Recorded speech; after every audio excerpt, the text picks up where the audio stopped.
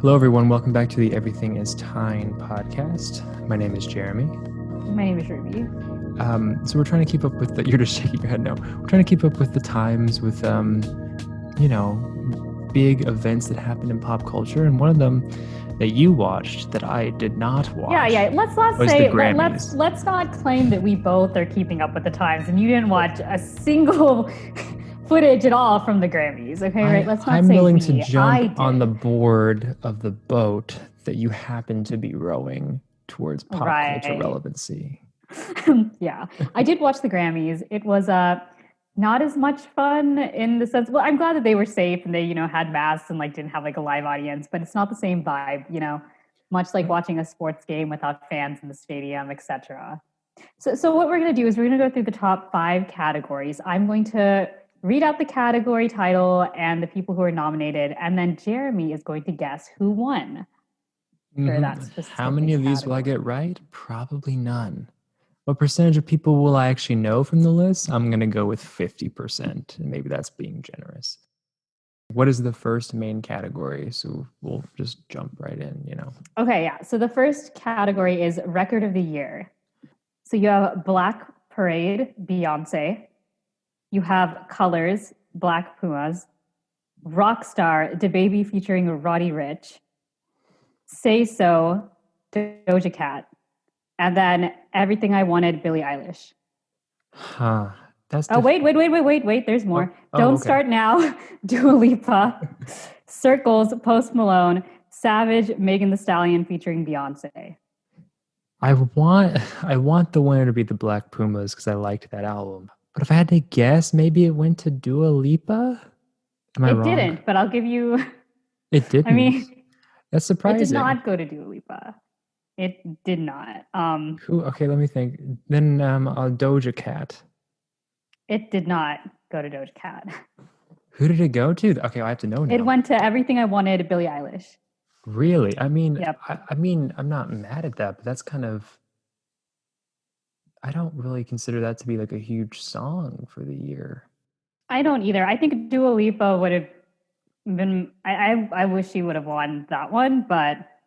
I mean, okay, no. This goes back to our other question. We brought it up. It might have been edited out. I don't know. The idea that whether the Grammys are a popularity contest or a quality contest, this weird sort of... I don't know what they're, rewarding. And frankly, I'm not sure the recording industry knows what they're rewarding. So I guess I'm happy with that, because if it were a popularity contest, I think it would have gone to probably Dua Lipa or Post Malone. I'm not angry, but I'm also kind of surprised, but whatever. Are you happy with that result? I mean, like you said, I don't think that I heard that one more than I heard Savage by Megan Thee Stallion. So I don't know. But in terms of so then if it's not a popularity contest, then it's is it a quality contest? Do you think it fits that category if you're judging that way, or no? I don't think so. I mean, I'm not even sure in terms of quality, these are all completely different types of music. You have DaBaby in the same category as Beyonce or a Dua Lipa. And some of these are rappers, but then Doja Cat and Billie, I guess Doja Cat kind of is. Mm-hmm. But Billie Eilish is not. So trying to compare their music when they're not even the same styles is just kind of weird to me. That's true. Well, I guess you have to be judging it off of popularity then, but even then it doesn't seem reflective of what's popular. That's a good point. Yeah. So if it's hard to judge quality when they're totally different genres, so maybe it should be popularity for the main. Yeah, you can't judging a rap song versus something like Billie Eilish's music is insane to me to think that somehow it would all be only one type of criteria it needs to fit, because it's I don't know, it just seems strange to me. That's good. Yeah, it is kind of nebulous, isn't it? Okay. Categories: Album of the Year. Okay. I have no idea how to pronounce some of these. So Chilombo, Jhené Aiko, Black Pumas Deluxe Edition, Black Pumas, Everyday Life, Coldplay, To Jesse Volume 3, Jacob Collier, Women in Music Part 3, Haim, or however you pronounce it, Future Nostalgia, Dua Lipa, Hollywood's Bleeding, Post Malone, Folklore, Taylor Swift. So which of these received Album of the Year? Okay, well, if we're basing this last category, popularity, probably either Hollywood's Bleeding by Post Malone or Folklore by Taylor Swift. If I had to choose one, I think they went with Folklore. Is that your final answer? I think so. It's not what I want, but I think that's what happened. Well, yeah, that was the winner. I think we've talked about her before. It's like this. I mean, I expected her to win something for Folklore. Yeah, yeah. I'm not mad at this. Would I have preferred it to go to Black Pumas? Yeah, but I did not know Coldplay released an album in 2020. I didn't either. And I love you're Coldplay. a Coldplay stan. Yeah, I love them. I had no idea they released an album.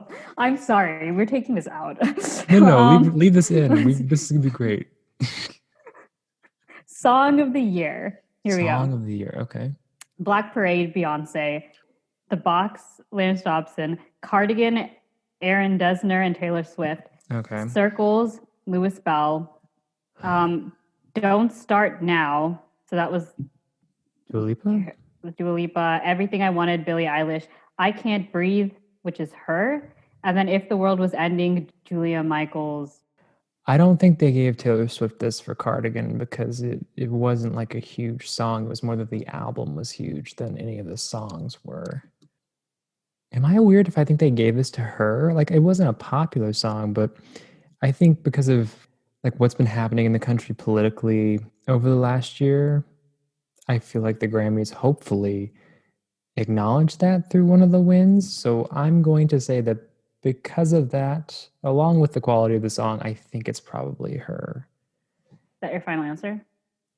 I think so, yeah. Well, yeah, that's correct. They did. Hey, all right. One. No, two. I got Folklore. 1 point for you. I'll be curious to see how you do in this next category. Best New Artist. So you have Ingrid Andress, okay. Phoebe Bridgers, Chica, Noah Cyrus, D Smoke, Noah Doja Cyrus. Cat, Okay. Kate Thranada, and then Megan Thee Stallion.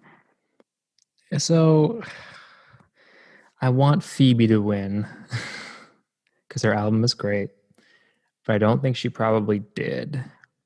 You said Doja Cat and Megan Thee Stallion are both there? Huh. It's probably one of those two.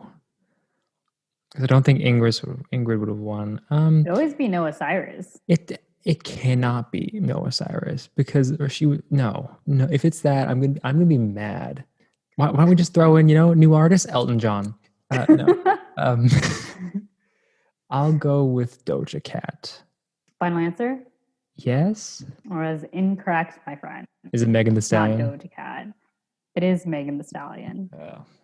I think that was probably, I don't know, it was between Doja Cat or Megan Thee Stallion for me, because to be honest, I haven't heard of anyone else. I mean, I heard of Noah Cyrus, but like, she's not a new artist. Phoebe's great. So, you need to listen to Phoebe. Phoebe's also not a new artist, though. I just, this whole like new artist thing, I feel like it should be a caveat with like new artist that like made it big this year or something. Yeah. Wait till you hear this next category. Okay. Best pop solo performance, right? Mm-hmm, you have Yummy, Justin Bieber. You have... No. Okay, keep going. Say So, Doja Cat. Everything I Wanted, Billie Eilish. Why? Okay, sorry. Don't Start Now, Dua Lipa. Watermelon Sugar, Harry Styles. I mean, I've heard all of these, so I have, but it's pop music. Okay, again, does popular mean like does pop mean popular or pop meaning the genre pop? Okay, best pop solo performance for new vocal or instrumental pop recordings. Single and track. So it is supposed to be actually like, I take that to mean like the genre pop. Yeah. So. Then I don't think it went to Say So then. God, if it went, no, Yummy, I'm throwing out. No. I think you would lose your mind. I would, it would just, I can't even go there. I can't even mentally handle that. No. I also don't think it can't be Everything I Want. Oh, and Cardigan, Taylor Swift. I'm sorry. I don't think it'll be that one either because I don't think they're going to give Taylor much of anything other than Album of the Year because it was more like the album that was popular than like the songs from it. It should go to Dua Lipa. For a pop song that was like everywhere, it should go to her. So I'm going to go with that. Final answer? Yes. Well, it did not go to her, Oh, okay. unfortunately. Harry Yeah, Styles, I it assume. did go to Watermelon Sugar, Harry Styles. I'm not mad at that. No. Now this next one I was kind of mad at. Best pop duo slash group performance. All right. Undia, which is J Balvin, Dua Lipa, Bad Bunny, and Tiny. Haven't heard it. Then you Okay. have Intentions, Justin Bieber featuring No, Quavo. no, no, Um, no, no. Keep going. then you have then you have Dynamite, BTS. Then you Okay. have Rain on Me, Lady Gaga with Ariana Grande. Okay. And then you have Exile, Taylor Swift featuring Bon Iver. Mm-hmm. Ooh, if BTS didn't win, the BTS stands are gonna be mad. Okay, here's what I would have wanted, but I don't think it happened. I'm actually, plot twist, I'm gonna advocate for Taylor Swift on this one. I think she should have won this. I think that song was great. With Bon Iver, I think she should have won. Who do I think it went to? I don't think the Academy is at a point yet where it's progressed enough to where they're going to give the award to a K-pop group, even though maybe they deserved it, frankly, as well. I think it probably went to Rain on Me. It's the only one that makes sense to me because I don't think they're going to give it to a K-pop group, like I said, because I don't think they're there yet. And I think they're only going to give Taylor Swift the album of the year.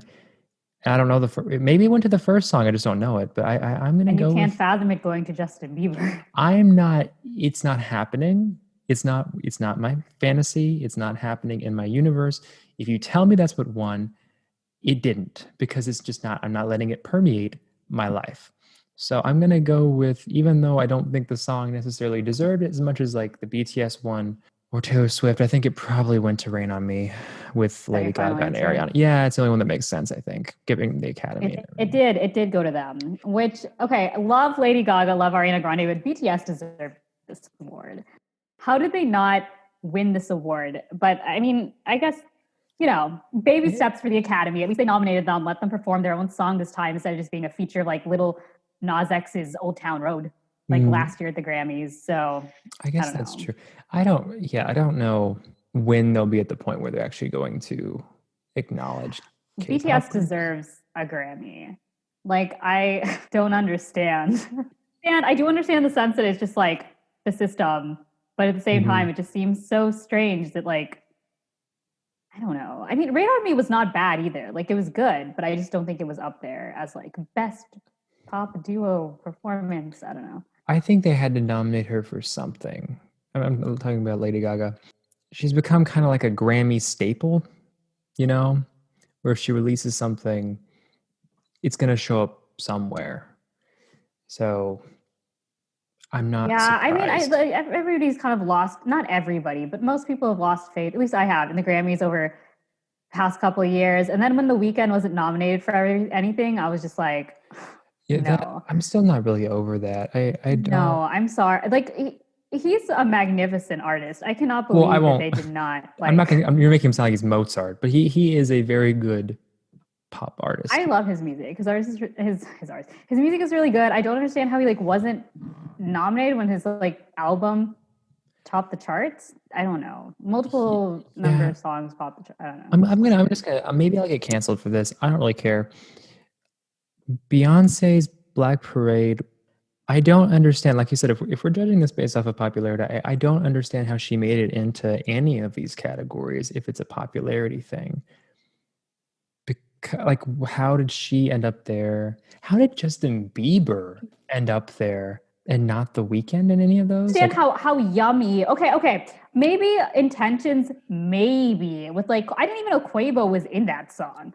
I, But like yummy. it's Have you looked up the lyrics and read it like a poem? Does it sound good? Like look up the I'm lyrics. sorry, one of They're the like three lyrics. words. You're telling me the song whose lyric is "Light a match, get litty" is Hmm. nominated for a Grammy. Yeah, I mean, I did okay. What did I get? Like three of them or something like that? Three or four? I don't know. Yeah, I just don't. There needs to be a more coherent idea of how they're being judged and chosen. Because even the confusion, like the confusion that I have with Black Parade, the confusion I have with Justin Bieber, the confusion I have with some of these people, it's like there needs to be some sort of metric by which people can see how things are being judged to where it seems fair. There's a disconnect. It seems like it's very much like not the haves and the have-nots, but like those in the industry and those not in the industry. And the results oftentimes reflect that kind of disparity. At least I think they do. Yeah, I mean, if they want it to be a popularity contest, okay, but like make it not just like five people's like what they think is popular or what they like most, because Right. some of these artists I've never heard of, some of these songs I've never listened to, and it's like, why are they in this genre? It's very strange to me. Yeah, which is fine if they want to make the argument that it is in no way, shape, or form a popularity contest. It is just about the quality of the song or the album. And I would say, okay, that maybe makes sense. But if that were true, then I would think there'd be a more equitable distribution of unknown songs and known songs. I think it's just got to be make it make sense. Like make it like the meme, make it make sense, or the one where you're tapping on the screen for Arkansas and the pronunciation. It's like, pick Arkansas or Arkansas, go with one. Yeah. But it's the same critique of like people give the Oscars, right? It's true. Can't please everybody. Am I still going to watch the Oscars? Yes. Even though I've seen none of the films, I think. I don't really know. Like, I am rooting for a film. I can't give you the name. Any film. I will decide when they play the 5-second trailer which one should win. Normally I've seen some of these, but this year I just have not. I think. I don't really know which ones are like nominated for an Oscar. But have they even released the nominations for the Oscars? I don't even know. I literally have no idea. In previous years, like I know when I've seen some of the films, like Moonlight, La La Land, Parasite definitely deserved to win. I'm so glad Parasite did win last year, I think. Yeah, last year. Yeah. Just last year? Feels like I don't know. Ago. Time is a construct. All I gotta say. Right. Exactly. Yeah, I will say I've another Oscars moment. You mentioned La La Land, a great Oscar moment when they won and it was taken away on stage. Loved it. Would be happy with it happening again to La La Land, even if they aren't nominated. Just bring them on stage and then take the award away. 2 hours of Ryan Gosling trying to sing. And then we have this whole story about like, oh, we're starving artists and we all drive Priuses, but somehow we have a gigantic apartment in LA, but it's fine because it all makes sense. Yeah, I saw it. It was not like the musical it was portrayed to be in like the trailer. No. I was like, oh, this is going to be like a fun musical, blah, blah, blah. And then I watch it. I'm just like depressed by the end of it. I'm like, they didn't get together. Like, what was the storyline? I'm sorry. It was a lot of like what interpretive, like maybe not interpretive dancing, but like dance numbers that I'm like, what am I looking at? I'm sorry. First off, it's a musical, right? Therefore, I'm going to judge it more harshly on how the audio and music is mixed. Therefore, if I'm watching the movie and perhaps there's, I don't know, a scene where they're in traffic and they're jumping on cars, singing a song at the beginning as the opening number, and I can't understand what in God's name anybody is saying, I'm going to have problems with that. I hate that movie. I know we're not to our movie review yet, but Jesus Christ. La La Land, I'll say it, La La Land, worse than Birdemic. Throwing it out there. Jeremy. Like, Manos, it's not that The Rise of Torgo is a better musical. Throw it out there. Okay, but like a Manos musical would slap. Manos, like if they had Manos the musical, Manos on Ice, I would go see that. Why does the notion of Manos in a Snuggie ice dancing just absolutely sense? It just does. But like also Torgo with like a staff, everybody's like skating in. It's just like, but also like imagine the fight scenes on ice. It would work out perfectly. They don't actually have to slap each other. They can be like 5 feet away and do their slaps as they're twirling. Like put people on ice, right? I would assume that instead of like making them fight, they would just push one of them into the other ones, and then they just like collectively fall, and they would be like, "There's your fight." No. We saw it in the movie. Right, but if they were on ice, I don't think they make them do that. They don't have to be on ice. No. They don't actually have to make contact with one another even to push, Ruby. All we saw in the movie, they can be like 5 feet away just like play a slap sound as they twirl. And be like, Wow. they So you're slapped. telling me that Manos the Rise of Torgo was actually like pandemic ready. Socially distant slapping is the thing. Oh, so on trend. No, but like Manos the musical, I mean, yeah. Did you watch Everything. Moonlight? The other I did. I did not watch that one, but I still wanted to win over La La Land because I did not like La La Land when I watched it. I was happy when Moonlight won. Um, But to be fair, I would have been happy with any of them taking the award from La La Land. Any of them. enjoyed watching the Oscars more. Well, okay. Sometimes because I've seen the films, other times because I get so mad because with the Grammys, I know the song sometimes. And I'm just like, how did this win in this category? It's much more frustrating. I guess it just depends on like what is like what is popular. Is that always what you want nominated for a Grammy though? Because like let's be real, some of the songs that have been popular over the years we've been alive, if they were just going off of popularity, can you imagine what type of songs would be nominated for Grammy? I Like, mean, can you imagine if like Party Rock Anthem was nominated for like Record of the Year? Can we talk a little bit about Friday by Rebecca Black? Because I think we're right. What transitioning year was more Friday into by Rebecca Black? 2011 question mark. I don't know, but I remember it being like, I remember people telling me the song was bad. And I was like, it can't be that bad. And then I watched the music video and I was like, I mean, she sounds kind of nasally, you know? I mean, it sounded like Siri, but if Siri had allergies, like that's that's what it was. I think I had more issues with well the singing, but also the lyrics. Like, gotta get down on Friday. Looking forward to the weekend. Party, party, party. Oh, like it's like She okay. answered though a very important philosophical question. You know, do you get in the front seat? Do you get in the back seat? Got to make your mind up. Which seat do you take? It's like I'm pretty sure Plato wrote about that. Oh, it's sad. It was a weird song. I'll give it that. Got a lot of hate for it. Unwarranted hate too, I will say. Yeah, it's not like she did something dumb. It was just like she wanted to make a music video and she made a music video and like okay, she did. It wasn't the greatest song, but it was catchy enough to where like I still remember it years later. Like the Yeah. lyrics. I don't think that those types of songs bothered me as much as the ones that were just like so repetitive. Like the whole like Baby Shark song that's been going around for a while I now. I need a Baby Shark to just be banned from all social media and streaming services. If there's anything to solidify somebody's, lack of desire to be a parent, it's Baby Shark. Play Baby Shark 20 times, you will see teen pregnancy just like drop off because they're just not willing to do it. It's just not worth it. 16 and Pregnant wouldn't have existed if Baby Shark was out during the time that TV show was out. Because strong claim, bold claim, but Baby Shark on repeat is like the modern version of waterboarding. It is horrible.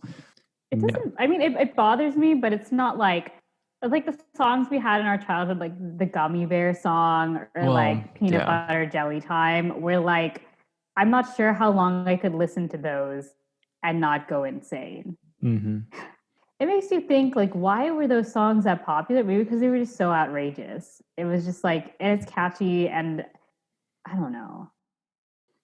I don't know. Strange. Are there any like viral trends on YouTube? Not necessarily songs that you remember being like particularly dumb that you saw people do? I have a few that come to mind. How about the Tide Pod challenge? Oh yeah, that was so stupid.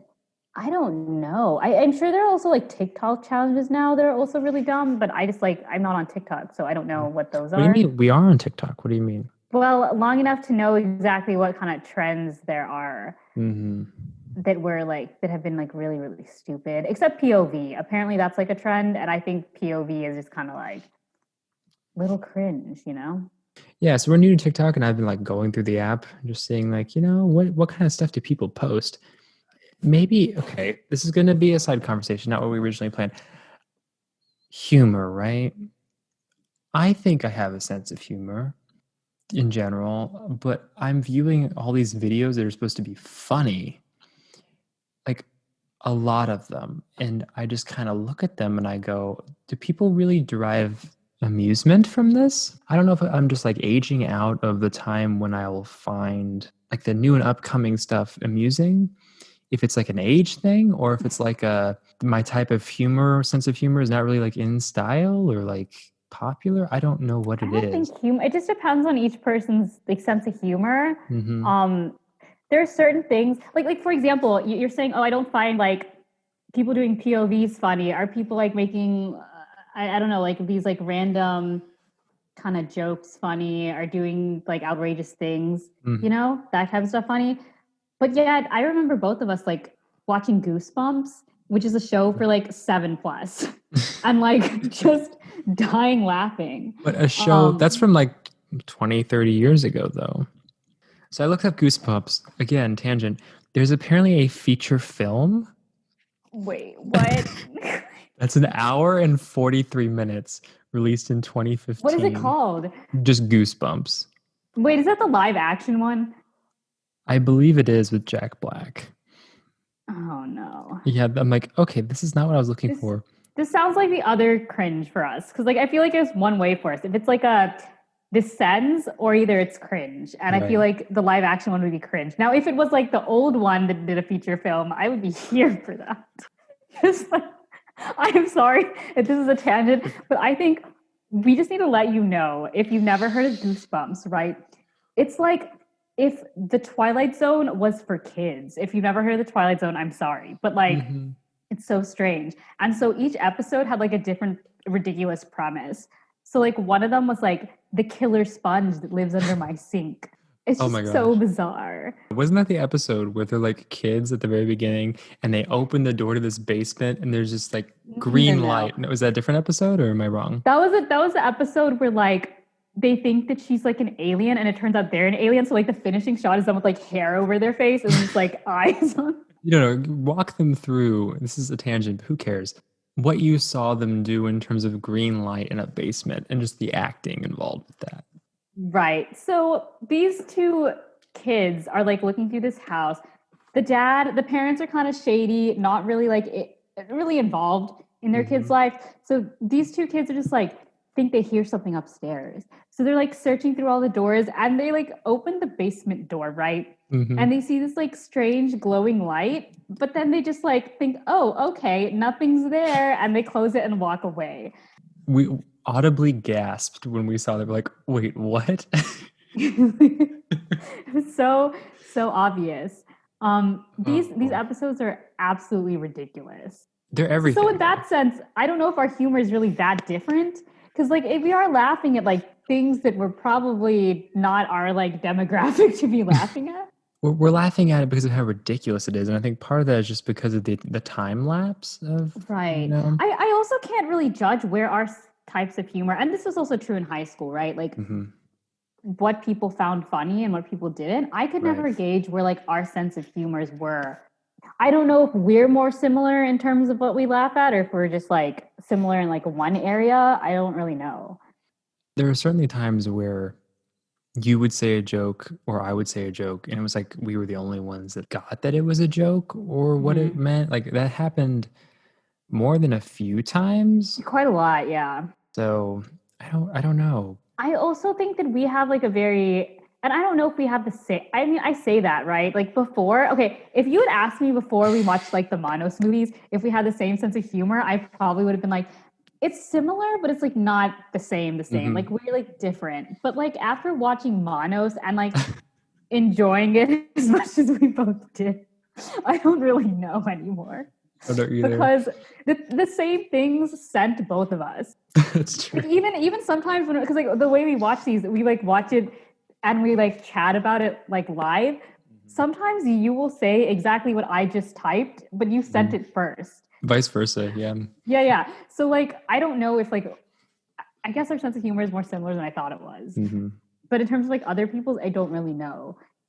If they would like watch the Monos, it's hard for me to believe that like just like the people in our class, it's hard for Mm-hmm. me to believe that if they watched the first Monos movie, they would be as sent by it as we were. I don't know. I hope I like to think that they would love it, but I think there's a certain approach to these kind of movies, and we'll talk about the one we're going to get to today. Also great. For all A the wrong gem. reasons, but great. A gem, highly recommend, even before we get there. If you take the movies too, see, it's maybe just like an approach to life. I think that I take certain parts of my life seriously. I think you do too. But when it comes to like movies or, music, you have to be able to just like laugh at it and find the ridiculousness in it. And if you watch Manos and you don't reap amusement from it, I'm not really sure you're like getting everything out of it that you're supposed to or can, you know? You Yeah, got but to be even on if you board. walk into Manos thinking, "Oh, I want like a comedic old like horror movie," I still don't think like even if someone went into that mindset, I still don't think the things it sent us would send them. I think people would quit through it. Like I don't think they would finish it. I think once they like were in that room for like 20 minutes, they would just be like, "Okay." Once the parents just like didn't look for their daughter, they'd be like, "We're gone." Once the POV of Torgo hit them, they're like real out of there. Like The real we don't need question: this. would they have made it through the like a 5 or 6 minute scene of just driving forward? Would they? No, that's it. That's the end for them. Like the first 20 minutes of that car scene, like, I'm sorry. See, maybe that's a perfect example. Like for me, and I think for you too, it just became progressively more amusing. No. It was the opposite for us in that case. I thought it was amusing and then I got mad because I was like, this is going on too long and it just sent you more. It was like, you've got to be kidding. This is so funny. And then they just kept, it was like a POV of like the rear view mirror. And they This stayed movie, there. like, They stayed there for like 5 minutes.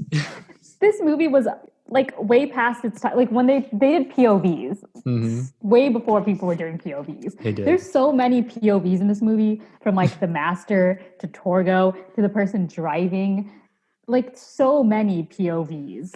It's everything. Yeah, we got off on a Monos Highly tangent, recommend. but like, yeah, highly recommend. I don't Mm. know.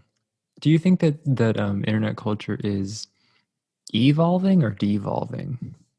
I always think there's gonna be like I don't think it's ever gonna get to the point where it's just like I mean, what's stupidity to us though is someone else's like fascination, and a lot of times is what they make their living off of now. If anything, I mean, you've seen people make millions off of literally just doing YouTube videos or doing like TikToks, Yeah. being like actual celebrities. So like I think we're going up in that sense. Like now, if anything, it's proven that you can literally just post stuff on the internet for a living and make like honestly a more decent career for yourself than you probably could with other careers. Interesting. Well, I mean, I don't know if that, maybe I'm referring more to like the quality of content, but maybe quality of content is also a very relative and subjective thing too. It So is. Yeah, definitely. Well, as long as Trisha Paytas is a YouTuber, we will always have content. she can just talk about anything. Surpasses all genres. I hope there are doctoral students that are doing case studies on Trisha Paytas right now. I I just want need them. someone like Anthony Palia or someone to do like a documentary series on her or some kind of Mhm. like introspection of Trisha Paytas What because do you mean? We got one from Shane Dawson where he dressed up as her.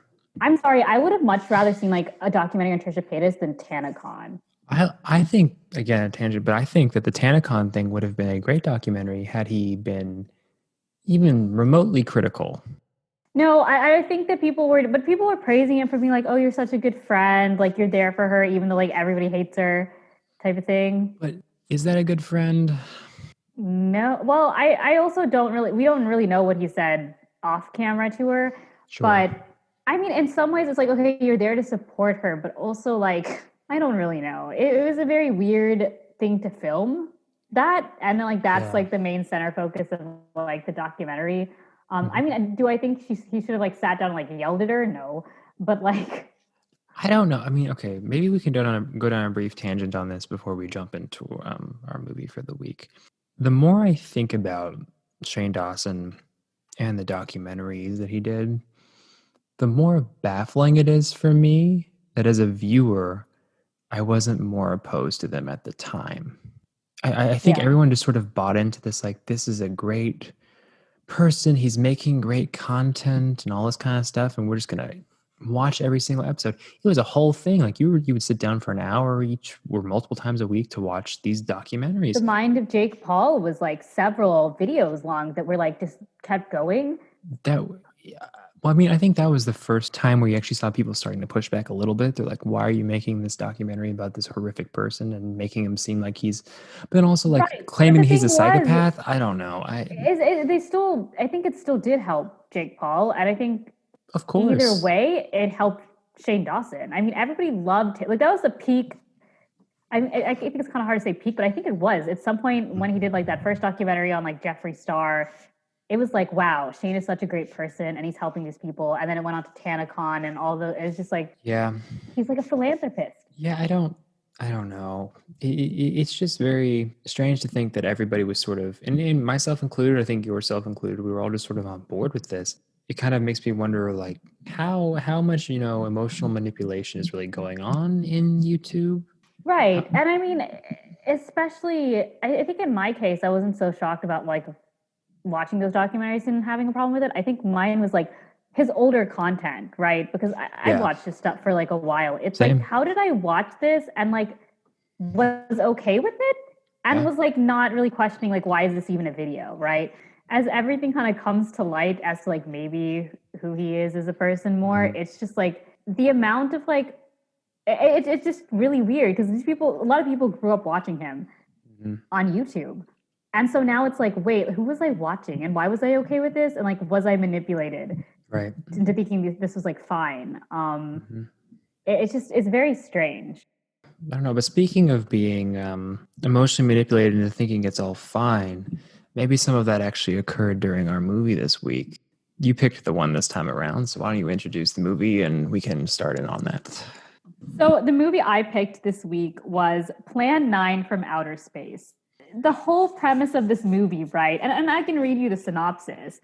It's wait, aliens resurrect dead humans as zombies and vampires to stop humankind from creating the Solaronite. And then in parentheses, a sort of sun-driven bomb. So now that I like read the synopsis, right? The whole movie starts out with two people in a plane. We get to the scene, it's supposed to be like a plane, right? And you have a pilot and a co pilot, and they're sitting there. And I kind of understood where they were. I could tell you had no idea that that was supposed to be the front of the plane. I thought it was like somewhere in between like the place like the cockpit where the pilot is and then like the rest of the seats. Mhm. Like somewhere by first class or whatever, but only for like the cabin crew because in my mind they were not flying the plane. Like I'm sorry, I don't see any controls. I don't see a steering thing. Like, are you flying the plane or are you just looking out the window? It was confounding. So, this pilot, they're on this plane, and then they during the plane ride see a UFO. Right. And so let me just say I was not convinced that I had picked a good movie for this week until I saw that UFO. And then I was like, absolutely, this is sending. Because the UFO, it just looked like someone. How do we describe these UFOs? UFOs. It looked Here. like somebody in craft class made a UFO, like tied it to a string, and then they like took video of somebody like holding it by a string and just like moving it around. It was almost like a puppet UFO. It was so strange. Um, but yeah, they see a UFO and then like Mhm. they go. It's never really clear what happens after that. They just like land Well, and they land and then they have to sign. It's told that they have to sign all this sort of like NDA stuff through the military and the Department of Defense that they didn't see any UFO. And then we pan to arguably the best porch we've ever seen. How 100%. how would you Like describe the fence? it's like someone made a fence and then they didn't finish it. Like somehow they didn't take the measurements right. So then they added on another part to that fence. But then also, like, they made it out of like, I don't know, Play Doh or something. Cause all of a sudden it just starts bending. It was very, very strange. So this fence, let me just paint a picture. It's supposed to be like a white picket fence, is what I think they were going for. I don't really know. Right. Half of it is like morphed and like disshapened and it's just like wobbly, but then it cuts off and like the last like a fourth or something of it is just like Hmm. way taller than the rest of it and just completely straight. it was like every individual piece of quote unquote wood was not the same size. Anyway, so the pilot comes home to his horribly warped fence and to his wife, who seems like an okay character. We don't really get much character from her other than she's wearing a like bedazzled blouse. And he tells her about the UFO. He's like, He I saw a does. UFO, but like I'm not allowed to tell anyone and blah blah blah. Yep. And then the best thing, one of the best Oh sequences my in gosh. cinematic history to ever occur is like as he's telling her about the UFO, they see like these three UFOs just like fly by, but like as these UFOs fly by, it's like the furniture and them, they just like fall to the ground and like shift. It's like someone moved the stage from under them so that they would just all fall simultaneously along with the furniture. It was so funny. And then we later come to find out that it's because they mentioned it, they must have figured out halfway through filming, they're like, this looks really weird that we're all falling simultaneously. Because it happened more than once that everybody just hits the floor at the same time. And they're like, it's the exhaust from the UFOs. It's like, I'm sorry. What? That fall was almost as good as there's another fall, right? So backpedal. He tells her about like the UFOs, whatever. Then we pan. Wait, Jeremy, I think we got this wrong. What do you mean we got this wrong? We didn't get what? I don't think it starts with that. I think it starts with the man who loses his wife. Oh yeah, okay. Well, we skipped over. Yeah, okay. We'll go back. There are people that died before that. No. But this part says because he gets hit by a car. The wife dies, and then she's like a Dracula, but then he goes back home, and the narrator. The narrator. Okay, wait. We'll get to that. We'll get It's to like it. this house is now a tomb. The beginning of the movie, also before we have the synchronized fall, a old woman dies, and this narrator, who we'll talk about more, who is just like the sassiest narrator to ever exist, then describes the house that she shared with her now I guess widower as a tomb. Even before that, like he goes to her funeral, might I say, in one of the weirdest graveyard sets I've ever seen in my life. We'll get there. They walk out of this I don't know what it's supposed to be, but they walk out and then they pan to like the house, as you were saying, and this man walks out and they describe it like the house is now a tomb. Yeah, I don't remember the rest of it. But no, that was the main thing. And then it just shows him walking, and the narrator's like, and then he was hit by a car. And then we pan to a second funeral, like 3 minutes into the movie. It's like, okay. Also, we'll get there, because the notion is that because what happens is they die and then they're arisen as something, zombies, werewolf, or vampires. One of them. It's not clear, but the age difference is kind of like, we didn't talk about this during the time, but if you think about it, she's like this, I would say like in her 40s maybe, and just like corseted and just like honestly looks like a drag queen walking around like in slow-mo, and he's like a 70-year-old man. So I don't know what the dynamic there is. She's also green. Don't understand that either. But yeah, so that happens before we reach the porch scene. And throughout after that, we start seeing that the aliens are coming more to the planet. The UFOs are flying. Something interesting happens, though, whenever a UFO flies for a long duration of time. We enter some sort of like cartoon Disneyland situation. Like, how would you describe what happens when they fly by? So yeah, like the UFOs like fly by, and like we said, it was like someone made an art project of a UFO, tied it to a string, and just moved it across like a already made background. So there's this like one scene where this UFO is flying over a building, and I swear it just looks like a cartoon Disney building. It does. And I'm just like, was this supposed to be like realistic? It's very weird. But when these UFOs fly over, and I think like I could be wrong because again, the plot was never like stated well. So like when the UFOs are close, these people who have died are a certain way. Also, it's kind of weird, like which ones rise, but like they rise out of the ground and they like chase. And I use that loosely because chase is not the right word. It's more not. like they slowly walk up to people and I guess like kill them so that then next time they will also rise as like zombies or vampires. So let me set the scene for you. We're in this graveyard. This graveyard is a very prominent set in this movie.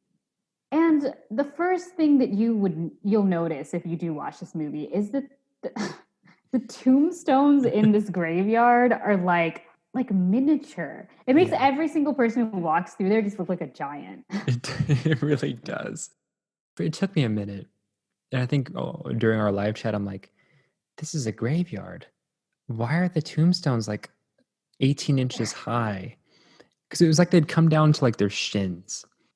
Sometimes I would like ignore what's happening in the scene just because I'm trying to make out the set. So like the cemetery set, I was like, why are the tombstones so small? But also like, why do the crosses look like they're made out of popsicle sticks? But also, are they running on sand? Like, is this like on a beach? So No, I don't know. It know. was very strange. So really the whole premise of this movie is these like police officers trying to figure out like what's happening in the graveyard, why are people dying, they keep going to funerals, and also they have a UFO problem, which seems to be a secondary problem to all of this for them. So I don't know. I don't know. They had the whole scene where they were shooting missiles at the UFOs and they were just like bouncing off and they kept doing it. Yeah, which again, that was another thing. I swear, like one time when you were like watching this, I remember asking Jeremy, I'm like, so is this supposed to be like somewhere in the Appalachian Mountains or like in Africa, like on the savannah? Because this other scene where they're like shooting at UFOs, like just the military, it just looks like the desert. I'm like, where are they? Yeah, because they were in a city and then all of a sudden, I don't know. And it's a very weird premise that they set for like the military, because the military apparently this is their third encounter with these UFOs. And Oh, I didn't really understand the whole language thing. Jeremy, if you would like to share. oh my God. They've received messages from the aliens after sending out messages to the universe to them on 3 different occasions, right? And there's been this creation on Earth of, I forget the exact term, but it's like a machine that they use that they can take any language and then they can morph it into English, which is even more confusing for the viewer considering all the aliens are speaking in English to begin with. But okay, we'll buy into the premise that they're somehow speaking a different language. So they do this, right? But the premise that's the weirdest part of that, like say they have the whole machine and everything, is that the aliens are trying to help them. They're being friendly and then the government is just like, no, we're not going to respond to you. And then by the third voicemail, we'll call it that, the aliens are like, look, if we're going to come here, and then if you keep like being rude to us, we're going to have to retaliate, which seems rational. Honestly, I didn't know whether to root for the military in this movie or to root for the aliens, because frankly, the aliens were making a lot more sense to me. They're like, we're trying to help you. I mean, not only that, but the aliens were like just our sense of humor to a T. That's true. Like The lead alien, sassy, sassy, sassy, and we enjoyed every second of it. oh yeah, it was everything. Like those one-liners though, absolutely. That also like the whole point of this movie, right, was that they're trying to get this Solaronite, which is like harbors energy from the sun. I didn't really understand it. He gave like a very what seemed to be scientific answer, It but was not. It was I didn't not. understand it. I did not understand Okay, it. we can go Jeremy, through maybe this. you did. All right, I unfortunately understood it. It made no sense. But the idea was that there was an underlying message to this movie, and that it was against the idea of developing nuclear weapons. And so how they kind of incorporated that into the plot was that the aliens were trying to reach out to, I guess, just the Americans. I don't know. They didn't really talk about other countries, about how they're progressing along and developing all these, more dangerous weapons as time continues. And so they mentioned things like, bow and arrow, and then gunpowder, and then eventually we heard of this nuclear bomb. And apparently the next progression is this thing called like Solarnite or Solaronite. I don't remember the exact term. But the idea is that sun particles or like sunbeams, it can make combust, but it can do that in the same way that like an atom can be broken for an atom bomb. But for some reason, this is like like rays from the sun that it can do it with. And the concern is that if the human race is going to develop this sort of sun destroying bomb, which the aliens already have, also, which is kind of strange. But if they're going to develop this, then the concern is that humans are going to set off this Solaronite bomb, and it's going to lead to this ripple effect in the universe where all the suns are going to be destroyed and then all the planets are going to be destroyed. It's like, okay, I'm also confused because I guess we're just supposed to assume that the aliens that came there were much more benevolent and rational than humans, and that they developed it, realized it was bad, and then just never used it. Yeah, What the but bomb you is. say that, and like everything in the movies, you know, these aliens are way ahead of us. Even the humans are like, wow, they're like way ahead of where we are now. They're so intelligent. But then, like the last scene, like what happens in the last 5 to 10 minutes of the movie, just like throws all of that in the trash. That is a good point. Like it makes no like okay, so what happens, right? Is they're in this like layer inside the cemetery, and like the humans get in, the Americans get in, whatever. And they're fighting over this device. And then all of a sudden, it catches on fire. And so then, like the humans run out of like the spaceship, like you're supposed to, or the UFO, right, whatever. But then, like somehow, these two aliens decide to take off in their UFO while it's on fire. Like, why wouldn't you just leave? I don't understand. If they're so like intelligent and above us, like the humans left. Like, why would you not just like leave? These aliens just take off in this like burning UFO. And what I can only describe is just one of the weirdest scenes. It's just like tinfoil UFO on fire against like the, I don't know, LA skyline. I have no idea where that was supposed to be, but it's very weird. And then it ends with the whole entire UFO exploding. Also confused because there were multiple UFOs, right? Couldn't they have just like gone outside the UFO and like called for help? They could have left the UFO and have been fine on Earth, or just called someone else, or I'm sure they can teleport. I don't know. But like somehow they just decide to stay inside a burning UFO, which goes against everything they were claiming previously throughout the whole movie. We're much smarter than you. You're so dumb. Right. I'm like, I'm sorry. Who's alive at the end of the movie? Like, that is true. But this movie's still set, you know, so you should go watch it, you know. Yeah, if you had to rate this 1 to 10, what would you give it? I would give this an 8 out of 10. I thoroughly enjoyed it.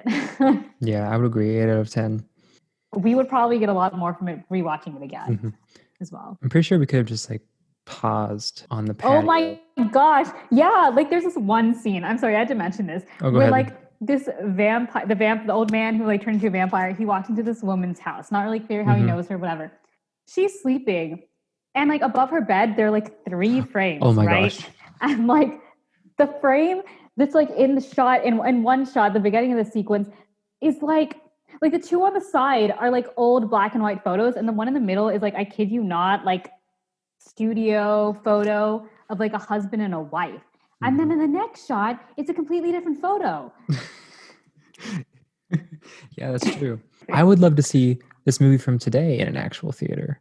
Can you imagine the scene? The scene of the patio, but it's gigantic. No, but like the sequential falls that happen throughout the movie would also be really fun. Like I think all these movies, at least the ones we've watched so far, I'm sure this week's movie will be the exact same. I would love to watch these on a big screen in theater. Absolutely. This is a fun movie, though. Good pick on your part. It was a fun movie. I'm glad I picked it. Yeah. So, I guess we should transition to our normal ending segment where we pick from our books of choice. You look as though you don't have the book around hold you. On. I don't even have my book of choice here. You know, you go first. Okay. I don't know the context of this, but I landed in Isaiah 10. Okay. Verses 28 and 29. They enter Iath. I don't know. They pass through Migron. They store supplies in Michmash. They go over the pass and say, we will camp overnight at Geba. Ramah trembles. Gibeah of Saul flees. So, rather incoherent, but I can understand why Ramah is trembling at the idea of camping overnight. So I think the advice here is that and I'll relate this back to a story that I have. If you're going to go camping with people, and it's going to be overnight, and you don't like the people you're around, you should really think twice about it and just choose not to go. It's not worth it. So, an example, if you were to, I don't know, go camping with a Boy Scout that you met as part of a summer school program, and the choice is to, I don't know, maybe go canoeing up a river, and the Boy Scout doesn't know how to canoe and has no sense of direction to where you just go in circles for 30 minutes, I can understand trembling like, Rema? I lost the page, but just be aware of who you're going, camping with. And you were a Boy Scout? No, it was part of like Fort Worth Nature Center has like programs you can do, and they had one where it was like canoeing.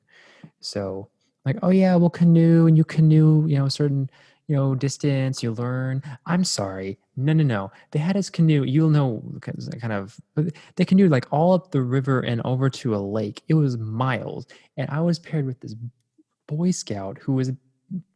I can't cuss because we're a PG podcast, but useless, absolutely useless. I said, look, if we need to go straight, right, you need to paddle on one side of the canoe and I need to paddle on the other side of the canoe. If you keep putting your stupid paddle on the same side, we're going to go in circles. And apparently that was too much cognitively for him to understand. So, how old was he? 14? Like, how old were you? Similar, like maybe 12 to 14. Oh, okay.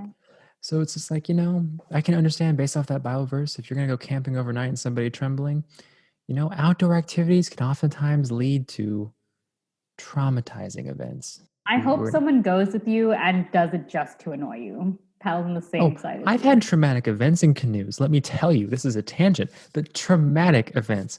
One time, I'll go off. 5th grade, class trip. I was in the canoe with somebody, and he's like, I know what I'll do. I'll stand up. Let me tell you, the one thing you don't do in a canoe is stand up. So it's just like, I can't go canoeing. I'm too traumatized, much like the character in the Bible who's traumatized about overnight camping. So the message here is just overnight camping, not worth it. Boy Scouts, not always great. 5th grade school trips, trauma. Why was this the equivalent of you comparing like the 40 days in the desert to like you having a traumatic experience on the beach? What I'm saying is basically I was at Normandy. I swear, like one of these days you're going to land on like the 40 days and you're going to be just as the Israelites had a tough time living in the desert for 40 days. I too had a traumatic experience when I was on the beach. Mm-hmm. I built a sandcastle and some kid knocked it down. Same thing. I am a victim of sand. Can you imagine, like, I built a sandcastle and somebody knocked it down? This is just like the Roman Empire when it fell. Yeah, exactly. Same vibes, same energy, Jeremy. Oh no. Just canoes. I don't know. Anyway, what's yours for the week? So the book I'm taking from is No Fear Shakespeare version of Antony and Cleopatra, right? Mm-hmm. And the line I landed on is, I humbly thank you. That's the line I landed on. In relation to what? I have no idea. So what's your advice then based off of that? To humbly thank people? I don't know. Like, fair enough. How do you do that? How do you humbly thank someone? Is that different from normally thanking them? That's a good question. Is maybe the humility is based off of like the situation and not necessarily by just the tone of the thank you. Maybe someone like helps you and you're being like mean to them. You're like, I humbly thank you. I don't really know how that works. I don't know. Obviously, neither of us are humble enough to understand how to humbly thank someone. I don't know. Or what that means. Are you saying I'm not humble? Well, all I'm saying is you don't know what humbly thank means. Therefore, the prospect of you being humble out the window. To be fair, I don't know. Just automatically, you're like, forget about Ruby. So picture it this way, right? Humility is like a UFO. And all of a sudden, it's on fire. And then for us, it just burst into flames. We have to be okay with that. Our poetry book coming 2022. Pre-order today. Oh, gosh. It's one of the lines from it. Honestly, I would die. Like the little illustrations, we could pull a Gabby Hanna and do like tiny little illustrations like a UFO on fire. And then that Honestly, line. It would maybe look about as good as the one from... And we would have actual advice, you know? Yeah. Isn't invisible ink just words? Yeah, when you're inside a burning UFO, just leave. Just leave. Just walk away. Yeah. Walk away. To quote a early 2000s teenage pop star, leave, get out, right now. JoJo? No? Okay, cool. It's fine that you don't know who JoJo is. I don't know about a Wuthering Heights parody, and you just don't know about a cultural reset, as the kids say. Reset. Yeah. You know, maybe I just don't trust you when you say cultural reset, because might I remind you, and maybe the audience can hear me out on this one. Okay. If it sounds like I'm kind of hesitant to like listen to the same things he does, it's mostly because he's tricked me into listening to stuff that was actually not iconic. Like the one time he sent me like this video, right? And he was like, this is going to change your life. It's so good. You have to listen to it. It is everything. I know where Just this is trust going. me and watch it, right? Mm-hmm. And then I opened the video, right? And I'm like, what is this cartoon? I'm like, what am I watching? Is this a show? I have no idea what this is. Yeah. I mean, Salad Fingers, an icon. What was it? Like something about like a rusty spoon? That's rusty literally spoon. all I remember. Yeah. It was so scary at that time. I was scarred for life. Thank you, Jeremy. I'm so glad you sent me that. It's great. I mean, I don't know if I highly recommend it. It's a certain branch of humor that is something. All right. I guess we should probably cut off and what is it? Call it quits is the phrase I'm trying to find. I can't speak right now. Very little sleep. Anyway, anything else you want to tell people? Follow our social medias, Instagram at Everything is Tine, Twitter handle at Everything Tine, and TikTok at Everything is Tine. Is Tine? Okay. Yeah, we're making content, so hopefully y'all will enjoy that. And our YouTube page too. You can find stuff there that you can't find anywhere else. That's my best. That's true. None of our content on all of the platforms are the same. So like, you know, we just made it diverse, so you know you have to follow all of the accounts. You can't just follow one, because it's not like you're gonna get the same content on each of them. I love how you're just like, you have to follow all the accounts. Lovely. What a great way to end. Yeah, but have a good week, everybody.